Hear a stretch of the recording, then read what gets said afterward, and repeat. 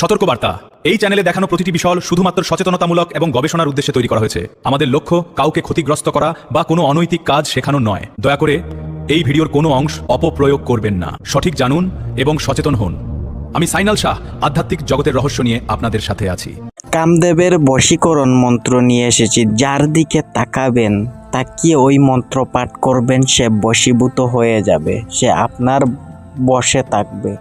ওইটা সংস্কৃত ভাষার মন্ত্র। ওই মন্ত্রের অর্থ যদি বুঝতে পারেন না, ডিসক্রিপশনে যাবেন, ওই মন্ত্রের অর্থ পেয়ে যাবেন। এত মারাত্মক মন্ত্র, শব্দ যদি বুঝেন না, কিন্তু মন্ত্র অনেক মারাত্মক, প্রমাণ করতে পারেন। যার দিকে তাকিয়ে মন্ত্র পাঠ করবেন, সে বশীকরণ হয়ে যাবে। ওই মন্ত্রের ভিতরে যে কামাখ্যা দেবীর আজ্ঞা দেওয়া হয়েছে, তারপর কামদেবের পুষ্প ফুলের কথাও বলা হয়েছে। আপনারা মন্ত্র প্রথমে দেখে নেন, কত মারাত্মক মন্ত্র, পরে বুঝবেন। কাজ করলে বুঝবেন, শব্দ শুনে লাভ নাই। কাজ করেন, তারপর কমেন্ট করবেন। শুনেন মন্ত্র।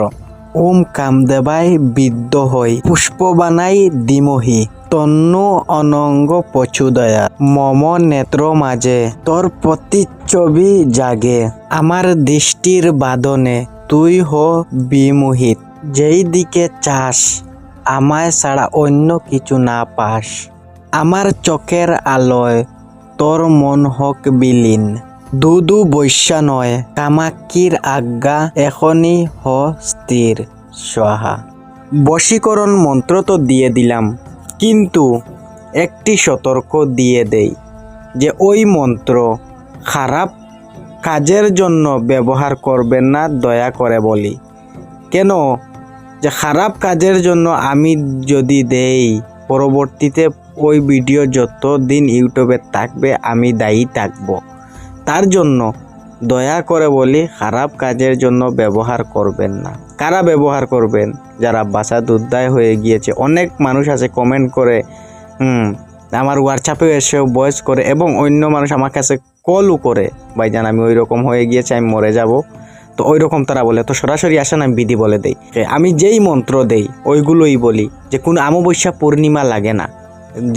যে ভিডিওতে আমি বলবো অমাবস্যা পূর্ণিমা লাগে না, তো ওইটা নিঃসন্দেহে অমাবস্যা পূর্ণিমা ছেড়ে কাজ করতে পারেন। আর যেটি আমি বলবো অমাবস্যা পূর্ণিমা লাগবে, ওইটা কিন্তু যে কোনো দিনে করলে ফল পাবেন না। তো ওইটা অমাবস্যা পূর্ণিমা কিছুই লাগবে না।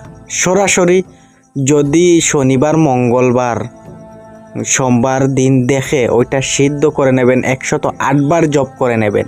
জপ করে নেওয়ার পর ওইটা সিদ্ধ হয়ে গিয়েছে, তারপর যাকে বশীভূত করবেন তার মুখের দিকে তাকিয়ে ওই মন্ত্র যদি পাঠ করেন, হালকা হিসাবে যদি দূর থেকে যদি ফুঁক দেন, তার গায়ে লাগার দরকার নাই, অনুভব করবেন তার গায়ে ফুঁক লাগতেছে। দেখবেন 3 দিনের মধ্যে সে আস্তে আস্তে আপনার দিকে আকৃষ্ট হইতেছে। প্রমাণ করে দেখতে পারেন। আর যদি ভিডিও ভালো লাগে সাবস্ক্রাইব করে আমার চ্যানেলের সঙ্গে থাকবেন। ওই রকম বিদ্যা আমি আমার চ্যানেলে দেব, সহজও দেব এবং কঠিনও দেব। সাধনার বিষয়ে সবগুলো আমি আমার চ্যানেলে দেই। অনেক ভিডিও দেওয়া হয়েছে, নয়া হলে সাবস্ক্রাইব করে জুড়ে থাকেন। যদি সাবস্ক্রাইব করা হয়, অসংখ্য ধন্যবাদ। আজকের ভিডিও এটুকু, ভিডিও এখানেই বন্ধ করলাম।